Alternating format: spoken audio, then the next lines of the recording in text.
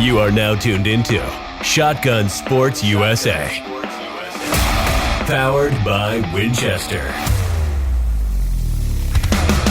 Recorded in the U.S. and streaming all over the world. We talk to shotgun shooters from all disciplines, championship-winning coaches, gun clubs, world-class target setters, vendors, and industry-leading companies that fuel the sport. If you are into clay target sports, you are at the right place for insider information from some of the best in the world every single week. Remember to subscribe to our podcast, leave us a review, and connect with us on social media. You can also catch our episodes on shotgunsportsusa.com. Being a brand name in the clay target industry, Rick Hemingway has said, "Have you ever noticed almost all major sporting events are being run by Pro-Matic traps?" Think about that statement for a minute. He's right, and you may want to consider that before making your next purchase. Rick is the largest Pro-Matic dealer specializing in individual and commercial trap sales. Rick provides skeet, trap, 5-stand, and sporting clays, designs, installs, and service. He also offers accessories such as solar panels, wireless release systems, as well as the hottest item on the market, the Claybot by Renair Products. Visit www.backwoodsquailclub.com or give him a call at 843-546-1466. The Double D Foundation, launched by Daniel Defense Executive Vice President Cindy Daniel, is a product of a vision. Like all charitable organizations, the Double D Foundation has a purpose: to protect the Second Amendment by growing the number of Americans involved in shooting sports who understand the fundamentals of firearm safety and who share the core belief that the Second Amendment defends the rest. For more information, visit thedoubledfoundation.org. Castellani shooting vests are manufactured in Italy and internationally recognized by elite shooters as the most popular, lightweight shooting vests on the market. Castellani vests are especially known for their Italian styling and superior craftsmanship and quality, making them a vest of choice for all shooting disciplines. Ultimate Shooting Accessories is the exclusive supplier of Castellani vests in the United States. Visit ultimateshootingaccessories.com for more information and to place your order.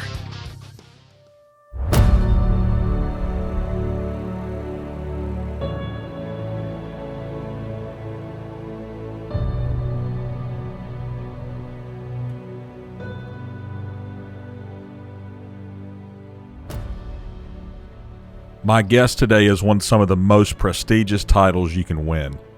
He is a World Cup winner in FITASC, a European champion, and a European Cup winner.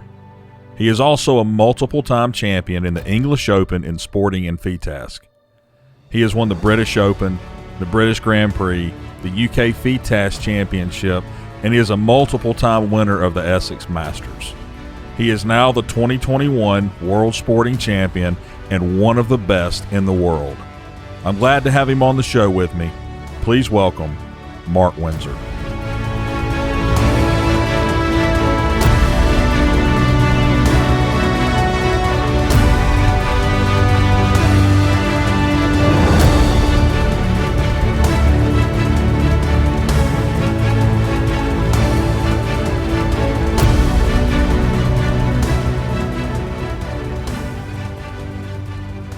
Mark, welcome to the show. How you been, man? Good, Justin. Nice to come on again. You know, 2 years down the line. Yeah, I try to keep up with you guys on social media over there, but I miss a lot of it. So, what you been up to lately? Lately, I've just, as you know, I've just won the World English Sporting over here in EJ. So, perfect time to come on and talk about that a little bit. That's right. So, you mentioned the World Sporting. All right, you won that 2021, which is a first for you. But you have definitely been in contention for this title before. How is this special for you? This year's special in quite a few ways, really. I mean, the first one is, as we just touched on there, in 2018, I came very, very close in a real tense shoot-off with another UK guy, one of our top shots over here, Richard Bunning. We was all in a 6-man super final back then, and me and him got down to the wire. We tied, and then it was a very tense sudden death shoot off, which went 2 stands worth, I think, before He got the jump on me by 2 targets, I think. So I lost it. Well, I didn't lose anything. I gained a lot out of that. Coming second is, in my opinion, it's equally as good as a win, because it just shows you that you're the top 2 guys doing battle. Someone's got to lose, someone's got to win. So so this year was nice. I mean, a few years later, I actually got the title exactly in the same place as we shot off for in 2018. So it came back around. Took a few years, but we got it eventually. When you started this super final, you weren't in the lead, were you? No, I was actually two targets behind one of our young guys called James Bradley Day. He's an awesome shot. He's I don't actually know how old he is. I think he's like very early 20s. Really nice guy, really, really good, great shot. Absolutely going to be a high achiever in the sport in years to come. So he was actually leading it on a 192. I was sat second for a long time in 190, and then one of my friends from up here in Yorkshire, he came in on one of the last rotations and jumped in between us on a 191. So that made it for an interesting super final. So I was actually sat right in the middle of the top 6, Yeah. in a good place to be, if I'm honest with you, Justin, because I think when you're out in front, you can kind of get a little bit comfortable in positions like that, like you've already got it. I like to have a bit of a pursuit and a bit of a hunt, something to chase. Yeah. So you like the super final then? Oh, I love super finals. Look, I mean, I think there are.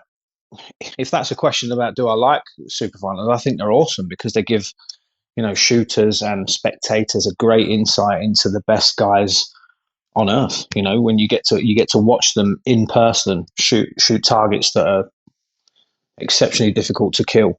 So I think it's a great display, but also in the second sense, they can be very, very harsh because young James, he was out in front. He shot the highest score on that competition, and obviously he didn't win it at the end. So they can be great fun in one sense, but very harsh in another. For someone that did not attend the World Championship, which there's a lot of people that didn't, can you tell me a little bit about it? Yeah, so it was back at EJ Churchill's, which is actually one of my new sponsors. Actually, we've just started working together, so pretty special for me to get the win under a new ambassadorial role. But to tell you about it, it was, if anybody hasn't been to EJ Churchill's, it's located about 30 miles northwest of central London. In Berkshire, so it's a fantastic place. It is, in my opinion, it's the best clay and game shooting range we have in England. We have in the UK. We're very lucky to have all the shooting stands located on a very nice shooting range with amazing food, amazing clubhouse, and awesome shop there. But also, it's actually owned by a really nice gentleman called Sir Edward Dashwood, who has the West Wickham estate, which the shooting ground is actually on, and it's thousands of acres of parkland on hunting areas and game shoots. So it's just, we're really lucky to have that lent to us for the 2 courses that we shot on the sporting stands. It sounds like a nice place. Oh, it's fantastic. It's your typical English countryside. Rolling hills, rolling banks, nice woodlands, open fields. I mean, a lot of the US guys that come over here, they love the place when they come over here, because it's a typical British place to shoot. It's fantastic, Who set the targets and how were they? So the targets were set by 2 guys, Jamie Peckham, who actually worked for Promatic for a number of years, actually, but then he's actually employed now by EJ Churchill's, and he was helped, I suppose you could say they partnered on it by a guy called Sean Bramley, who is a British shooting legend, if you didn't know, Justin. I mean, back in the day, he was one of the best shots you would ever see. He was a contender for George back in their heyday, so he was he's got a great and vast knowledge of target setting. So them 2 paired together was only ever going to end one way. It was always going to get a really nice outcome when it comes to the targets, and they did exactly that. The balance that they did for the 2 courses was just exceptional. They did very, very well. Was the weather good? All the conditions, wind, and everything's good? Well, it was typical English weather. First few days we got there, I shot on the Tuesday and the Wednesday, and it was just typical sort of warm, cloudy, slightly windy, and then back of the week, the weather kind of deteriorated a good bit. So they had more rain, more weather, which changed the targets slightly, I was told, but nothing too drastic. I mean, we was all sort of roughly shooting the same course, you know. The wind direction was the same all week, so if they got blown away, they got blown away all week. Yeah. But it was fantastic. It was really, really good. They did it. And one thing I must say about that we did not have one no bird. We didn't have any breakdowns at all. All our time schedules were run like with military precision. It was just, you know, Churchill's really do run things perfectly. That's one thing I do want to say for people listening out there. If you've ever been to a world championship at Churchill's, it is exceptionally run. There's never anything that goes wrong with that place because they just prepare for everything, you know. What traps are they using, Mark? They're on Promatics out there. It was a Promatic sponsored event. All right, so you've won. You hadn't just won this. You've won a lot of prestigious tournaments. Which one to date is your favorite? Oh, good question. It's got to be. It has to be the World Cup in Fitask. Now I know that's not like our own British titles. I mean, I've won the English Open 3 times, I think, and I've won the British Open. That means a lot to me also, Justin, because it's the history on that trophy. I believe it goes back to, I'm sure it dates back to like 1904 or 1914 or something. Wow. So it's a seriously prestigious title to win. So that was always, for far back as I can remember, really, that was the one title on home soil that I wanted to win. But, you know, everyone wants to win a world or a European. I've done that. I've won a European Championship and a European Cup. But the World Cup in Fitask stands out for me all the time. You know, because it's not just a one-off event. It's a series of 3 events. So you have one of your British Grand Prix that we have over here. And then you have the international side of it, so a European and a World Shoot. So it's the culmination of all 3 of them together on a point system. How old are you now, Mark? I am 34. That's a lot to have won, being only 34. Yeah, it is. It is. And sometimes I have to bring myself back down to earth a little bit because, you know, you can really get caught up in your achievements. And, you know, I never hang on any of them, Justin, really. Like what I mean by that is I'm really proud of all of my achievements, but once I've won a title, I just feel like I go back to zero again. Right. You know, so you're saying there, like, I've won a lot in my 34 years of age, but I've only been shooting for 24 years. So right. I started when I was like 10. So my mentality towards winning titles, it's just, as George Digweed said, the man himself, you're only as good as your last win. And It's so true. You know, there's a lot of collections of medals I've got, but, you know, as soon as you've won one, it's back to work again, back to training, looking for the next one. Well, you almost didn't have an opportunity to win anymore. A little over a year ago, you had an accident that you probably thought was going to end your shooting career, hunting career, all of that. Your shoulder, your shoulder was severely broken, and you needed to have it rebuilt basically from the ground up. How did this happen? Well, I mean, yeah, that was. I mean, this last 15, 16 months has been a bit of a whirlwind, really, because as you've just stated there, it wasn't actually a bad accident that I had. I was just walking and running and enjoying myself over like rocky ground. I can't remember what day of the week it was. I think it was an evening time. Just as you do, you know, just enjoying the countryside, getting away from things, and yeah, just had a bad slip and a fall, and my shoulder actually landed on a big stone, like on a big rock, as I was moving forward, and it just smashed it to smithereens. So my collarbone was broken into 6 pieces. Wow. So the outer half of the collarbone was completely destroyed, and the ligament damage was very bad. The doctor said to me that was equally as bad as the break. And as you know, like, ligament damage can be permanent. You know, your bones will always fuse and heal, but your ligament damage was the one that they was worried about. So when I broke that, I was about 2.5 to 3 miles away from the car. Wow. So yeah, not a nice situation, you know. And I sat up No. after I'd fallen, and Rachel was with me, and we sat for a bit, and I knew something was seriously wrong because at the time I was wearing a jumper, like a blue hooded jumper. I remember it, and I put my hand into my shoulder to feel it because instantly my body went into shock, and my whole shoulder felt like it was like cold, had no feeling in it. So when I put my hand in, I could feel like it felt like there was like a piece of metal sticking out of my skin, but it was actually the bone. Um, so if And anyone's squeamish, they might want to put their hands in their ears now. was this your shooting shoulder, your right shoulder? Fortunately, not. No, it was my left shoulder. Okay. So that was the big saving grace in this. I mean, I was told by the specialist once I got to that stage of it that if it was the right shoulder, it definitely could have been hang your gloves up. It's game over. Fortunately, it was the left shoulder. But when I did it, I knew instantly when I felt the bone trying to push out the skin, I knew there was something seriously wrong. So what I had to do was I had to make a sling out of the jumper and kind of like tie my arm to my chest and then make a real long, slow, painful walk back to the car that took me about 40 odd minutes. So you can imagine by the time I got back to the car, I was in a bit of a sweat. Yeah. Wow. But it was bad. It was really bad, and like we went straight to the hospital, walked straight in, said, look, I'm in serious pain. I need to get this looked at. And they took me up to the x-ray room, got me on the x-ray.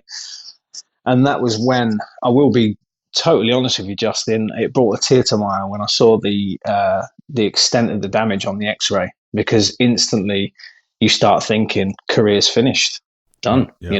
The extent of that damage. And I mean, the X-ray, when you looked at it, there was just pieces of bone and pieces of all sorts of weird stuff in there everywhere. It was I did a really good job on it. I must say that. How far did you fall? Did you just trip and fall over, or did you fall down something? No, I tripped and fell over, but I probably fell down. So when I hit the floor, I probably fell from a height of about 7 or 8 feet. Okay. So nothing really. It just shows you how careful you've got to be with yourself. I mean, the extent of that damage. The surgeon actually said to me, my doctor said to me, that type of injury is what they would expect to see from like polo players, like horse riders that would fall from height at speed. Right. So it just shows you don't really have to be falling too far to do that much damage. It was obviously just a very awkward angle that I hit the ground at. And because it was basically rocks that I hit, there was no budging on them. They wasn't moving. So it was my body weight that actually caused the extent of the damage, at obviously a strange angle. You stayed quiet on social media for a long time. Why did you do that? Well, yeah, I did. I stayed very quiet. And if I'm honest with you, there was my immediate family and one close friend that I told after I did it. So when I came out of hospital, they obviously sent me home with a bag full of painkillers and said, look, we're going to need to arrange surgery, because the specialist said to me when I was in the room, he said, look, because obviously I explained to him, I said, look, I'm not just a Joe Public guy that doesn't do anything. I mean, I'm a top flight clay shooter, and it's my career to shoot. So the more in depth we got into this conversation, the more he realized. He was like, right, wow. He said, it's not just a case of, because obviously your shoulder and your collarbone can actually heal if it's not too badly damaged. They don't have to operate. They don't have to wrap you up in anything. It will fuse on its own. But I said to him, look, the extent of this damage, I cannot be left with any type of impediment whatsoever in my movement, in my range of motion, and also my strength. And we sat together for probably a good hour and 20 minutes, hour and a half, just discussing me, my career. And I said, look, if I need to, I'll even go private. I don't care how much this is going to cost me. It needs to be fixed and put back to 110% right, So it was, it was a scary old time, because he was very concerned. But do you know what was a real blessing in disguise? What's that? He was actually a shooter, the surgeon. So once we got talking, he took my name, and obviously he came to the realization he actually knew of me, because he was a hunter. He doesn't shoot too many clays, but he shoots. I say hunter. He's a game shooter, and I suppose we'll explain a little bit of that later in the conversation. But he understood the dynamics of shooting guns. Yeah. So that helped massively. So he was quite excited after a while to get the operation done because he knew exactly what I needed, So it was kind of a blessing, really. Now, what did they have to do to fix it? Right. Okay. So get ready. So basically, it was the clavicle was broken in 6 pieces on the end. So the clavicle is obviously your collarbone. So what they had to do, they had to open up, go in, and basically piece it all back together. So the first 2/3 from your neck to your shoulder of the collarbone was sat up at about a 30-degree angle, trying to come out of the skin.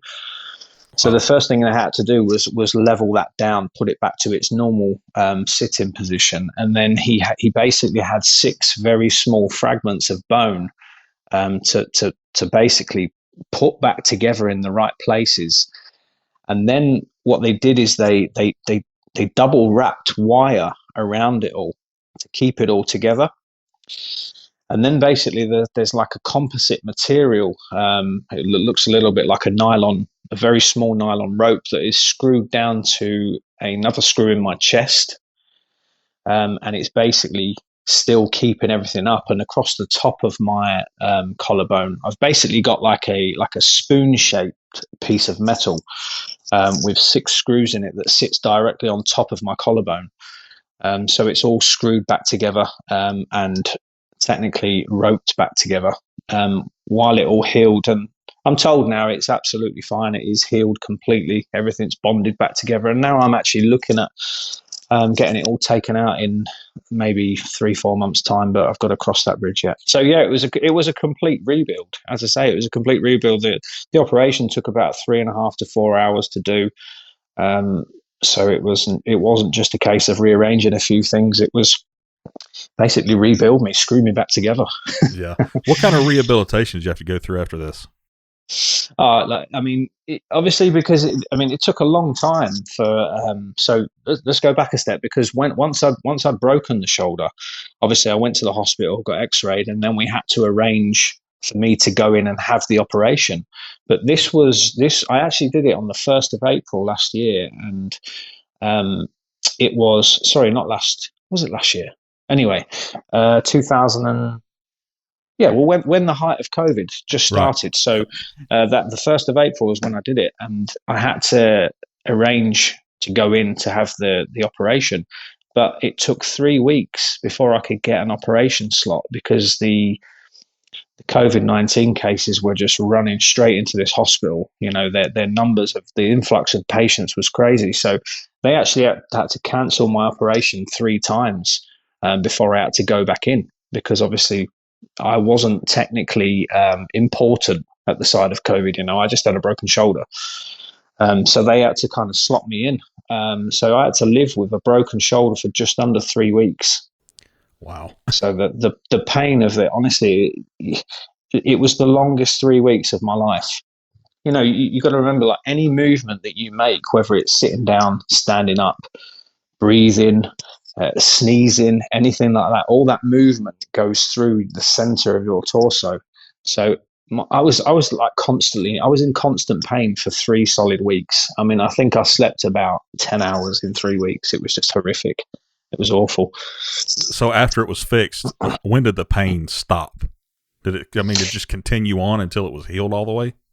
Yeah, so I kind of got, your body's an amazing thing, right? So obviously the pain was there a lot, but the further time went on before I went into the operation, you kind of just get used to it being there. Obviously, I had painkillers to help me on the night and things, but you just kind of get used to it being there, and your mind kind of learns to deal with it. So then I went in for the operation, and then as it was all sorted, I came out the next day. So I went in at about 11 o'clock. And I was actually home by 8:30 that same evening, because they didn't want me to stay in hospital because of obviously the influx of COVID patients. It was just in and out, get me down, get me out. So then when I got home, the doctor specifically said to me, he said, look, Mark, you got to take this absolutely seriously. He said, you're going to be bored out of your brain for weeks. He said, look, the first 2 weeks from you leaving this hospital, he said, I need you to stay on the settee, on the sofa, or in a comfy chair for 2 solid weeks, and I don't want you to move. Because obviously my recovery all depended on how much my body could re-stitch and rebuild everything. So obviously a slight knock, or if I got up, to get a drink or whatever, and I slipped, maybe bang my shoulder on a doorway or anything simple like that. He said everything is all screwed in, so it has to rebuild very slowly. So it was, it was a tough time. So, I mean, the first 2 weeks out of hospital was definitely the most boring 2 weeks of my entire life. Yeah, I bet. I mean, so many books you can read, so many films you can watch, But it was one of them. I just had to put it first. I had to put my whole life to one side, and going back to keeping it a secret. Nobody even really knew until I came out of hospital. I think I started to tell people that were fairly close to me, probably about a week after coming out of hospital. So I was broken for a whole month, and nobody really knew. Because obviously it was such a severe accident that I had, and it was still in that limbo thing where it's like, do you tell people? Do you keep it quiet? People are going to start talking. His career's over. He's finished. So I told my sponsors. Of course, they needed to know, and the support instantly from them was unbelievable. They was like, Mark, whatever you need, as much time as you need, whatever you need, you've got to do it. We'll stand by you. So that was quite warming, really. Why did you keep it quiet again? I just kept it quiet because it was. I mean, in life, Justin, I'm quite a private person anyway. Right.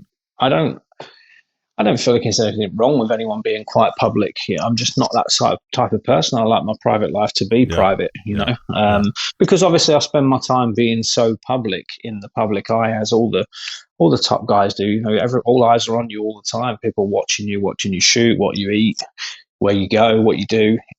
So I like to have my own separate life as well. And I suppose on the flip side of it, I was just probably worried of the realization of it, Justin, because it really took me back. I thought, I know no other than shooting, Right. So if my career really is over, I really don't want to. Where do you start with it? How do you start with it?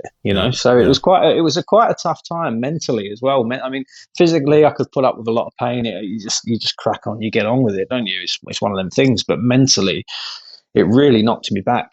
It was a real tough stage in my life. At what point did you realize that it was not career ending? How long did that take? How long did you have to think about it maybe? And then when did you realize it wasn't? So I was given 3 weekly appointments. So after the initial 2 weeks out of the op, my specialist was in contact with me like twice a week, just seeing how I'm getting on, just making sure I was sticking to the rules that he'd set, and then they set me an appointment. I'm sure it was about 3 to 4 weeks after that 2 week period was up, when he said, look, okay, you can start to move around a little bit, make sure you're getting yourself a little bit of exercise done, just walking around the house. I technically wasn't allowed to go out.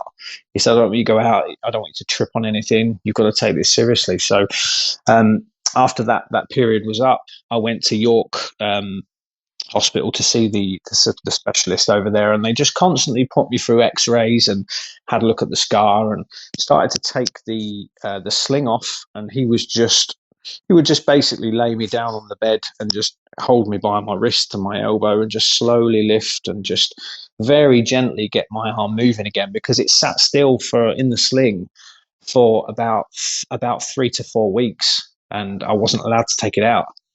Yeah. So it was horrific. So when he started moving it, the pain down my arm, can you imagine keeping your arm still for a whole month? No. It was awful. I mean, the muscle wastage around my shoulder, it was awful. It was horrific. It went, I think I lost about 35-40% of the mass on my left side of my body, where it was just sat still for so long. It's surprising how quickly your muscle will waste away if it's not used, you know. Yeah. So just initially building that back up when he started to tell me he just basically gave me small exercises to do at home, you know, just letting my arm hang on its own weight and then just putting it out in front of me on its own weight and just moving it around slowly, you know, getting it back to starting the process off. How long did it take before you could pick up a shotgun again? Was it a long time, or I mean, you was out for over a year? I was out for a good time. So from leaving the hospital after the operation to firing my first shot was 4.5 months. Wow. Which is amazingly quick. Yeah. Amazingly quick. Because the doctor said to me, he said, look, it all depends. It's such a unique thing to your body, because obviously you might not heal as fast as I and others, you know. So it all depends on your general health. So I'm not a smoker, very rarely a drinker. When I do drink, it's not a lot anyway. I don't smoke, so I keep myself in reasonably good shape all the time. So that served me well. But there was a big change in my diet, a big change. I mean, I was trying to eat everything. I mean, we actually got some of this stuff. It was like cow collagen. So it was like collagen peptides, and it tasted like absolute shit, if I'm honest with you. It was awful. But it was necessary for my bone to get all the minerals and all the things it needs to rebuild, you know. So it was basically a powder you put into like a water, and I drank it like 3 times a day, and it was awful. It was horrific. So sometimes you just got to do what's necessary, right? Yeah. Well, I'm sure if you're around Rachel, she'll have you plenty of food. That's for sure. Yeah, she found some of these stages quite funny. Yeah. You know, getting her own back on me. So when you got back into shooting, I mean, did it hurt to shoot? Did it feel odd once you started shooting again regularly? So the specialist said to me, he said, I want you to start to do some dry mounting at home with the gun after a certain stage. I mean, I went through about 3 or 4 x-rays before he was actually happy. Because obviously I had my collarbone had a complete divide that he had to restitch, so that the gap between the 2 points of the bone was about 5 millimeters, and you could see it on the x-ray, and it's unbelievable how it stitches back together and how quickly it happened, you know. So he was constantly monitoring that.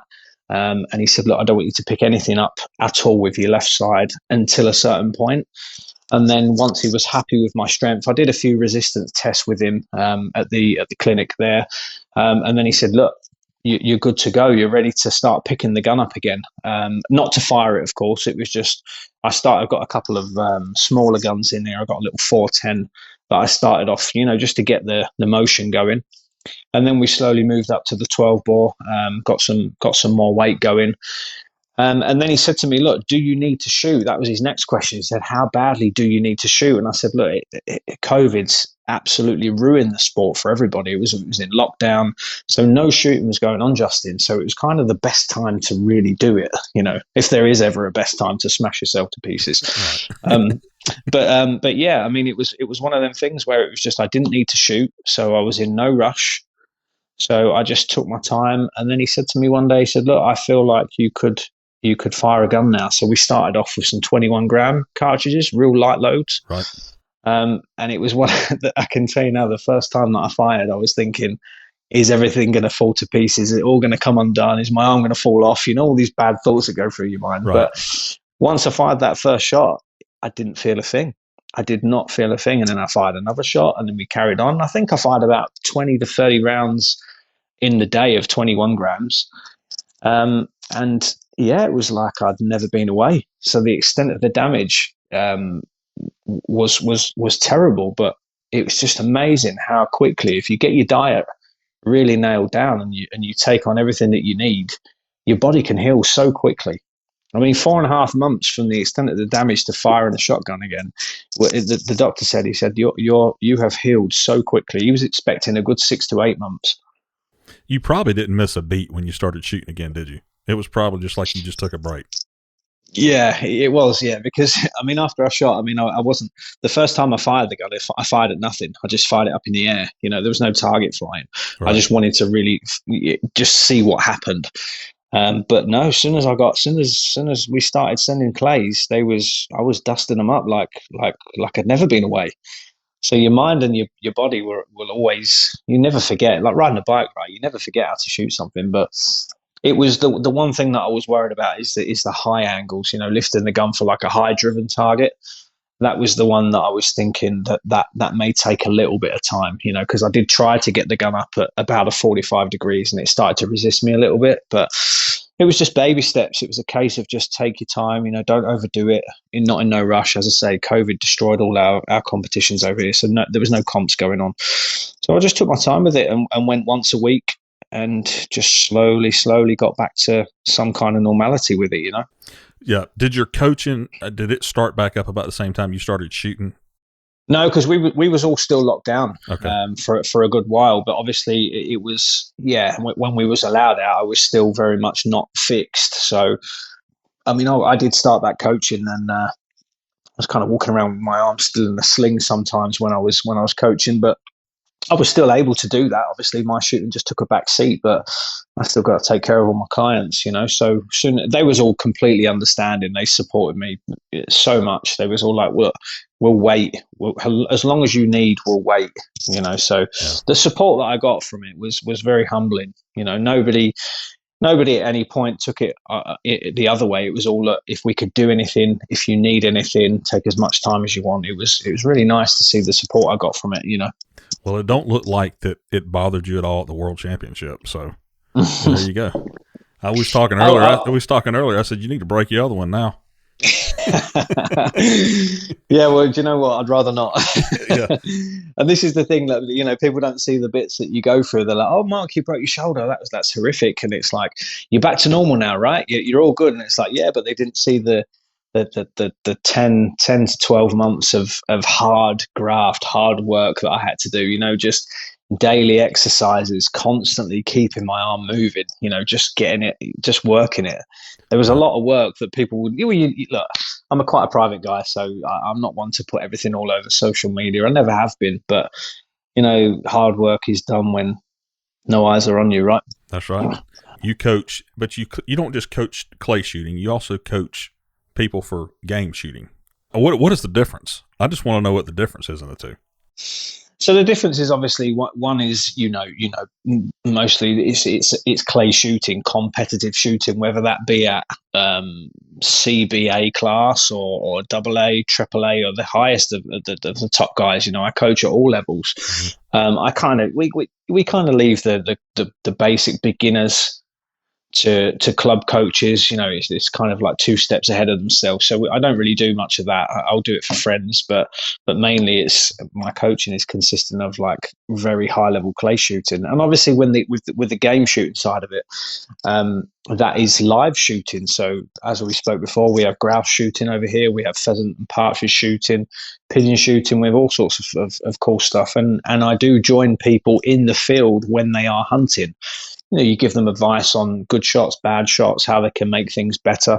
But also, Justin, it's not just a divide between the two. Mm-hmm. So sometimes you'll have a client that will call you sort of two months before the shooting season opens, and they will want to get brushed back up on high birds. So you'll take them to a clay ground, get them under a tower that could be anything up to 30 feet to 120 feet, and you prepare them for the day they go out and shoot their live game. So, and then obviously you join them in the field while they are hunting their live game, because it can be quite interesting to see the client shoot under pressure. Yeah. Because a bird fly is different from a clay bird, right? So different things happen in different environments. Yeah. So they're the two main things that I coach on. But it's seasonal, because obviously clays never stop, even when it's hunting season or game season.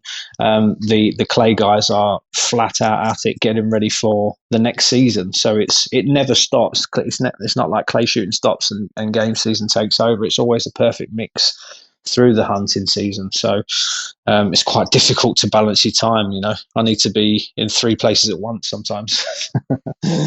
Let's go into your shooting, how you do things. Maybe how you set up for the shot, or how you get ready for everything. What do you focus on the most? So I've spent years. I mean, I've been shooting for about 24 years now, and it takes a long time to get physically in good shape. And when I say physically in good shape with this game, that is the whole package. I mean, as we talk from your feet up to your head to your hands to your gun mount to your balance to the flex in your feet and your knees. So it takes a hell of a long time to get real good at this game, consistently good with your own game. So for me, I've spent a lot of years. I don't have any kind of set practice sessions. I just go out and work on what I feel I need to improve on. So for me, your stance and your getting to know your body and how it moves and how it works is I think it's quite overlooked in this game. People always want to talk about how to shoot a target with pull away or swing through, or they want to talk about the mental game, or certain targets need certain methods used on them. I think it is massively overlooked when it comes to the body, and the mechanics of shooting really is overlooked. I mean, the amount of shooters that come for lessons with me, and we can sometimes spend an hour, 2 hours, getting their body to change in certain ways for the better. So when it comes to my own shooting, I've spent a long time mastering a style of shooting that is very, very unique to me, that I know that works, that I can depend on, whether I'm shooting FITASC or sporting. So I'm always looking to improve wherever I can. The stance, what kind of I mean, when you talk about stance, what do you kind of explain that? So when I talk about the stances, like when you say you look at pictures of various different shooters, they've all got their own style, and their stance would be typically. I mean, some guys are really aggressive. They're really bent in the knees and they're really far forward with the gun. And I kind of take a more of an upright, relaxed, natural position. Because I like to be kind of fluid in my shooting. And as we just spoke about there with core rotation, and your body needs to be like, I really have trained hard to eradicate any stiffness and any rigidity in my body, like in my elbows, my knees, my hips, my back. I like my whole body to feel like, well, fluidity is the perfect word, to be very fluid through my movements. I don't like to feel like I'm making any brash movements, because if you've got any tensity in any part of your body, that will upset the whole activity that you're moving. If you've got like a tense back, or your shoulders are too tight, you're gripping the gun too tight, that will show its ugly head somewhere else in the shot. Yeah.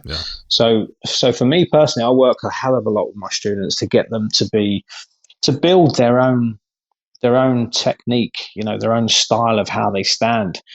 But my own style of shooting is quite an upright, very loose attitude towards it. There's not a lot of tensity in my body. How important do you feel, you're talking about the mental aspect of it a minute ago, how important do you feel the mental aspect is when it comes to clay shooting? I think it's everything. Listen, at the end of the day, we can all get to a certain part of our career where we can shoot a target just as good as the man stood next to us. Right.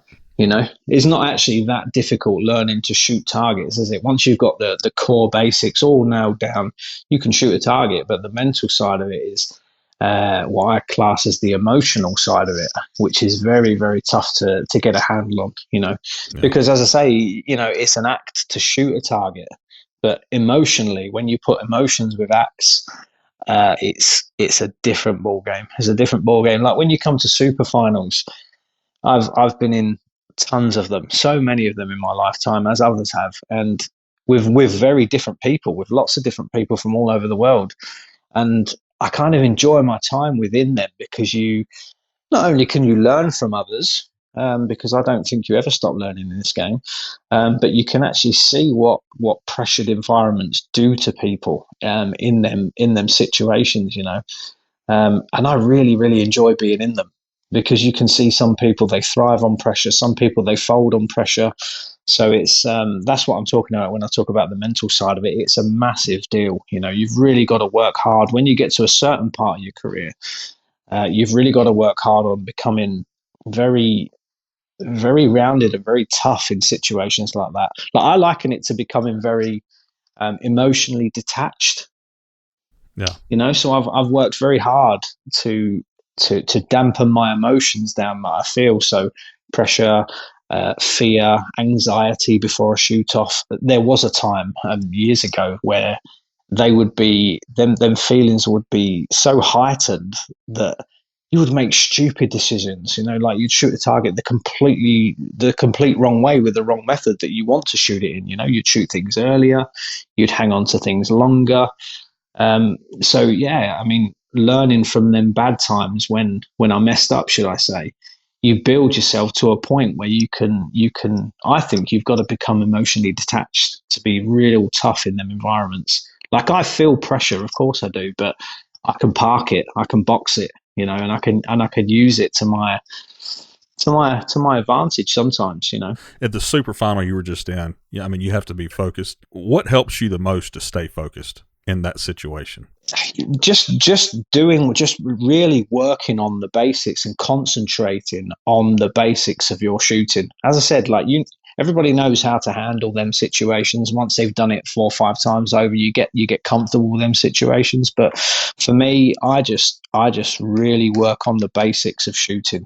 Just get that whole point right. Make sure that you've made the decision 100% right of what purge you're going to take first in the sim pair, or that left to right crosser needs a pull away, that right to left quarter and bird needs a swing through. Just the basic stuff. Because I'm a great believer of when you're under pressure, you can make really stupid decisions. You can do things that are like, why the hell did I do that? What a stupid thing to do, because you're not in control of your mind and your body.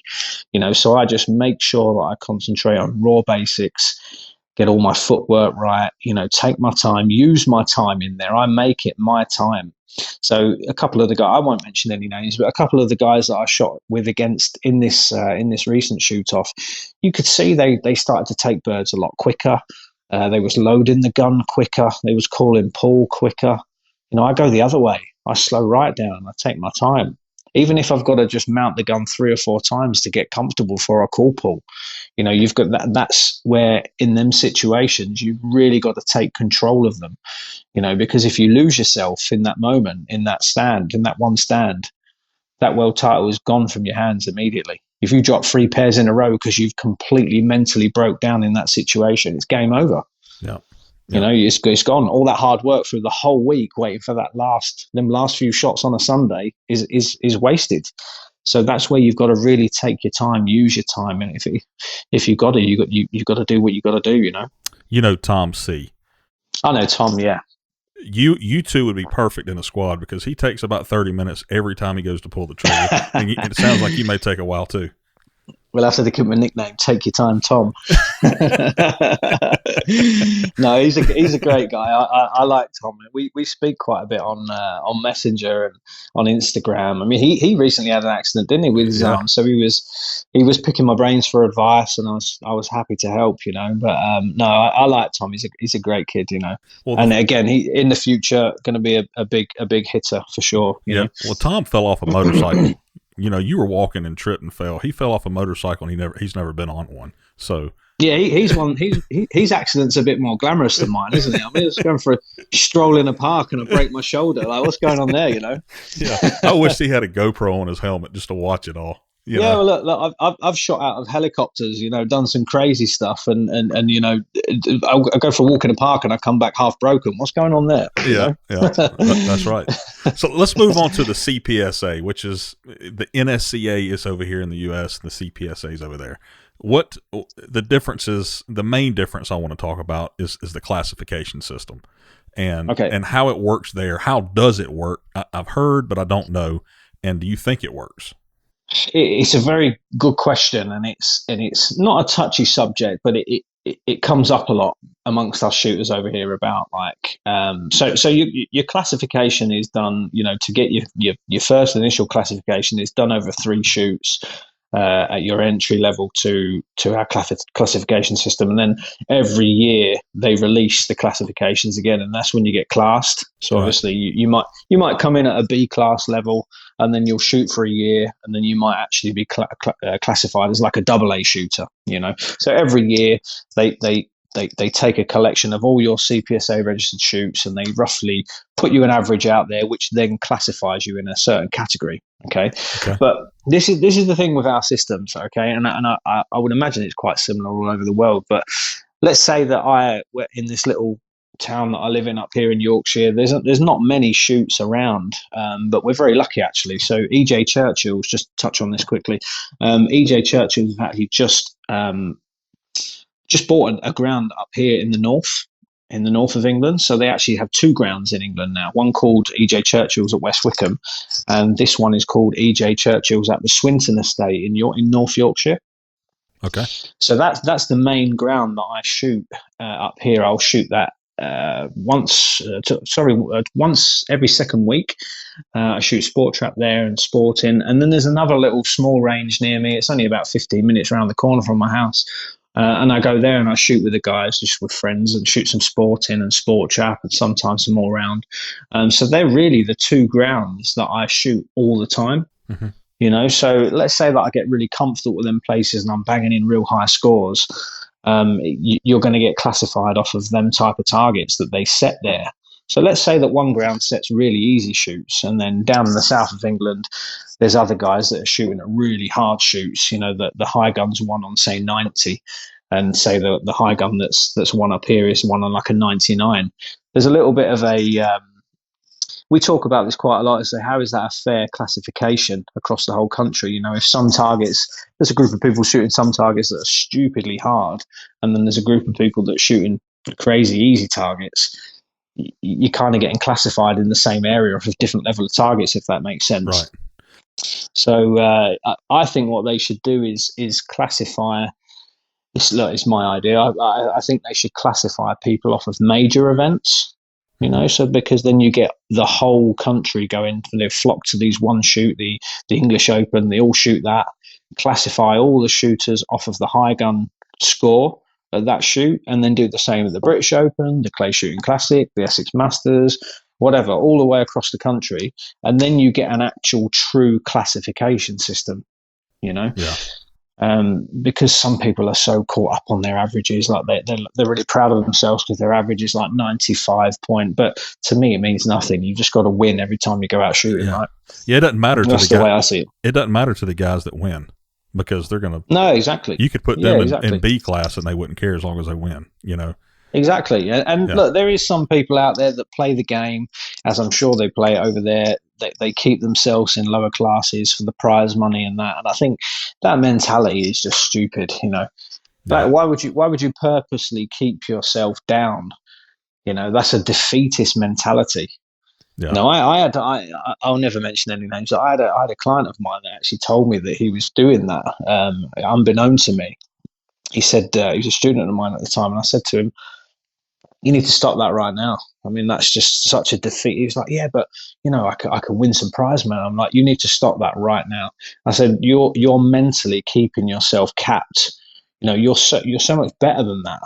You know, let your scores maximize. Don't stop yourself at like an 80 to keep yourself in, say, A class or B class. You know, just for a little bit of prize money. There's no money in this game anyway at Sunday shoots." You know, and I really pulled him into line with that. I said, "Look, you really need to stop that." I said, "Because all the work you're doing with me is absolutely pointless. You know, if you're just not letting your talent flourish. You know." Yeah. Yeah. So that's what I mean with our classification system. It's great in one respect, but I think it should be looked at. It should be changed, in my opinion. So if there's a B shooter, and say that's, I don't know what the average is there, 75, and then the next year he averages 95, is he going to get immediately put into AAA?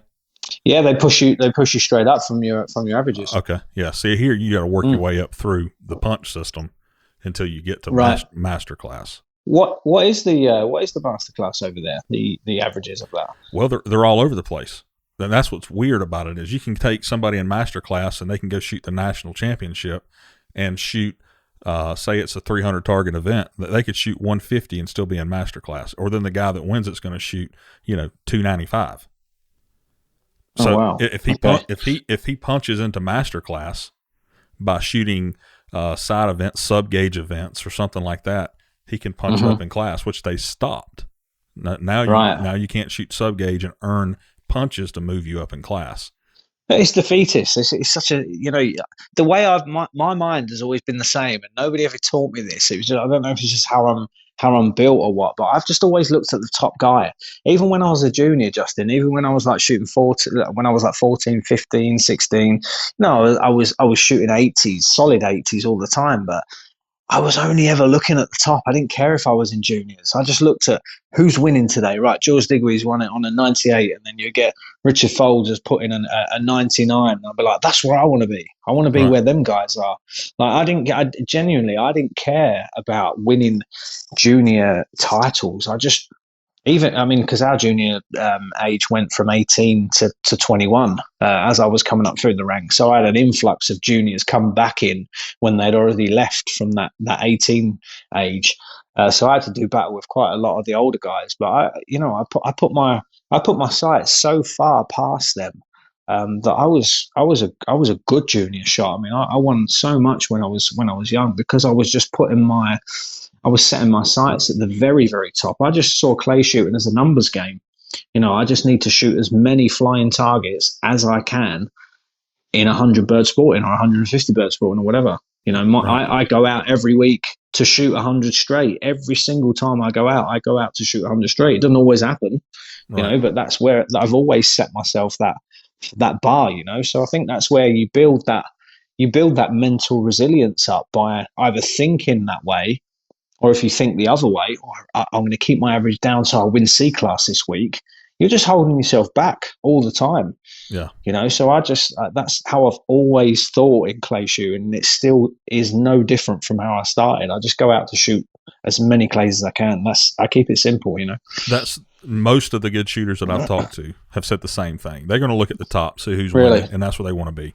The problem or the difference is when you have a C class shooter that knows he can't win, he just looks at his class. You see what I'm saying? I mean, he knows he can't shoot a 93 or 95 or whatever it's going to take to win. So he's just going to start looking at his class and see if he wins that. And the guys over here that do win it, they're proud of themselves, which is good. But you still think that somebody in that class should still look at that top level guy. So that's what I'm going to catch this weekend. I think that's how everybody should think. I mean, you just said it there. That guy that knows that he can't shoot a 93, well, he needs to change the way he's thinking. Yeah. If he's always thinking to himself, "Well, I'm not good enough." Right, I'll tell you a quick story. Right, okay. The World Sporting just down here that I won last week. Mm-hmm. So I've got a student of mine. As I say, I won't say any names because I'm not sure if they want to feature on this or not. But he's been having lessons with me for probably about 6 months now. Him and his father come along, and his father's a great shot, but he kind of just enjoys being with his son. And his son's a very good shot, real humble guy, quiet guy, not the most confident of persons, but that's my job to, over time, I'm going to build on that. I'm going to try and bring him out of his shell. And I said to him, look, I said, are you sure, have you booked into the World Championships this was like 3 or 4 weeks before the event? And he kind of looked straight through me in shock that I'd even asked him that. Okay. So, and he kind of looked at me and went, no, I'm not good enough to enter that. So straight away I said to him, why not? Yeah. I said to him, you will be better than 75% of the field there. And he's like, no way. Like, looked at me as if to say, like, what, you believe in me that much? And I was like, yeah, absolutely. I said, well, look, put it this way.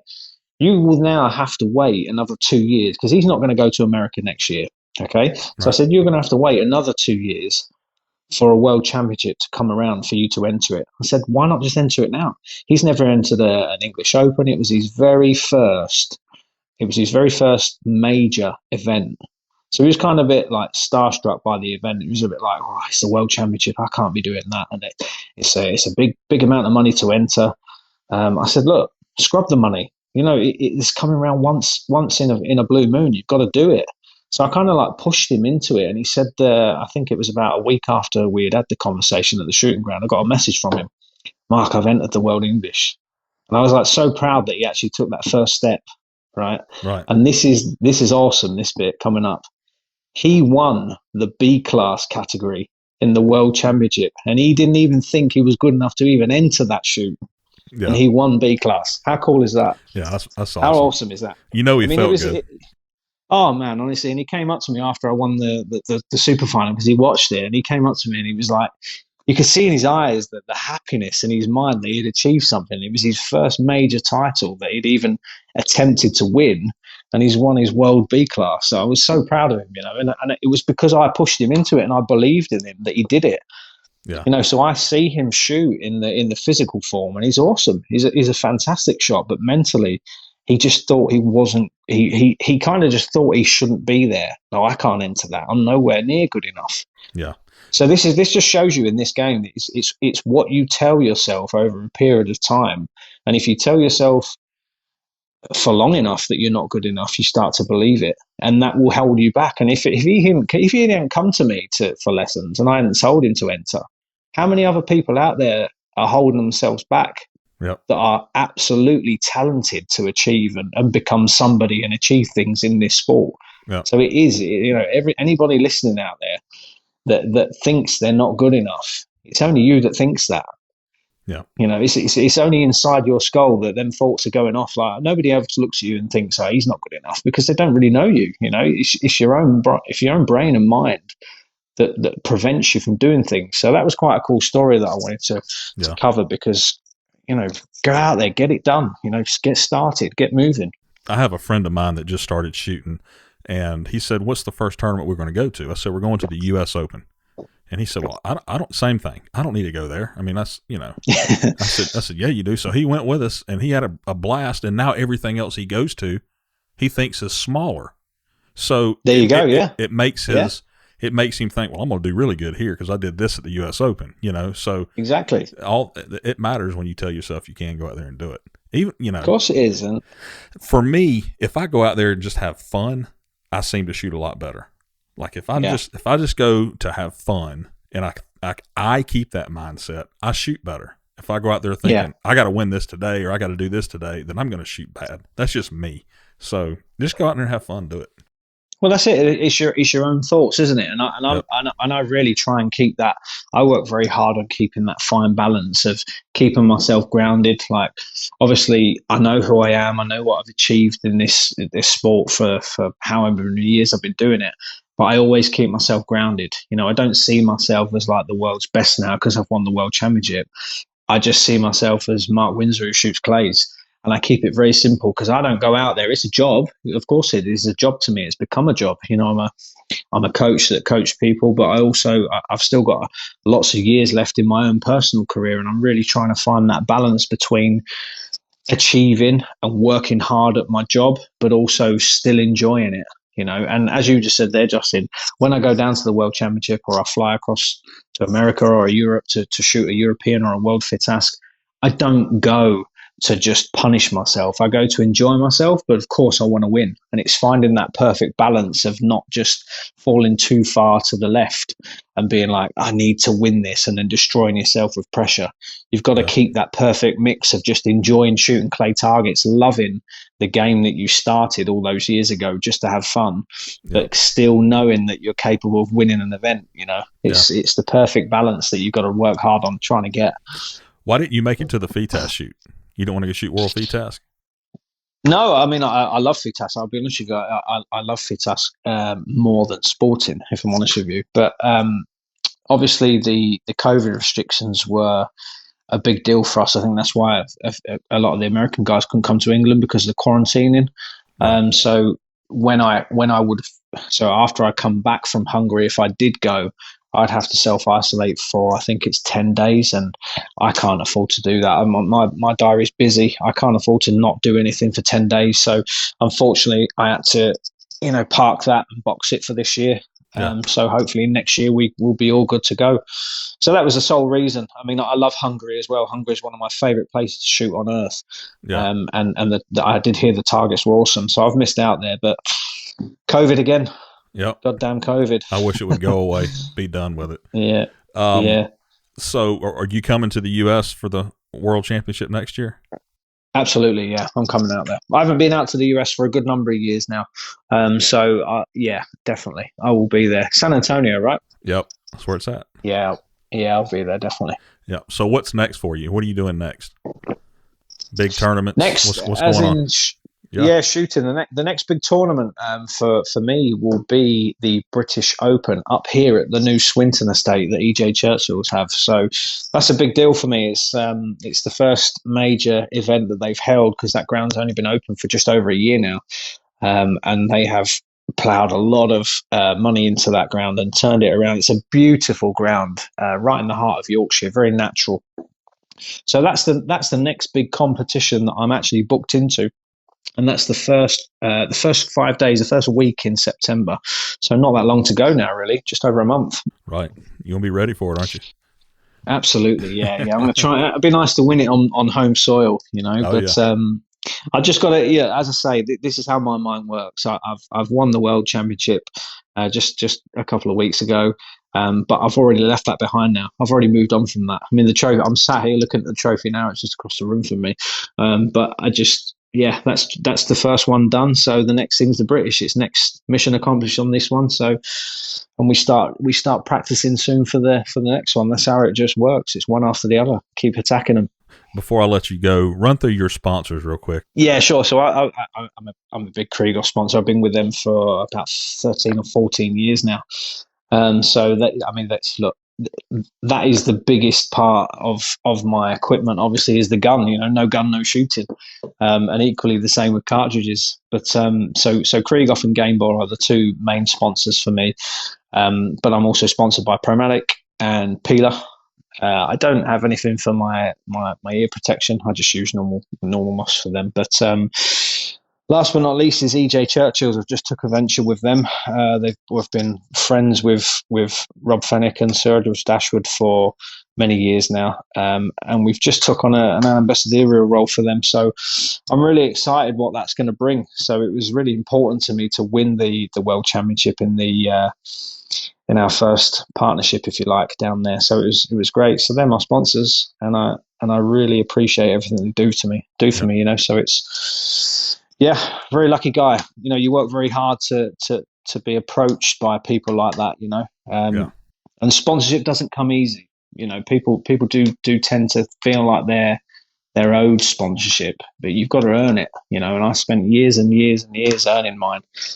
Yeah. So work hard gets you places. Well, listen, I know it's late where you're at, and I appreciate you coming on, Mark, and hopefully you do well at the British Open, and we'll catch you on some other time. Yeah, awesome. I really appreciate it, Justin, and let's do it again sometime. All right, bud. My pleasure. See you, Thanks bud. very much, Justin. Okay, See you man. soon.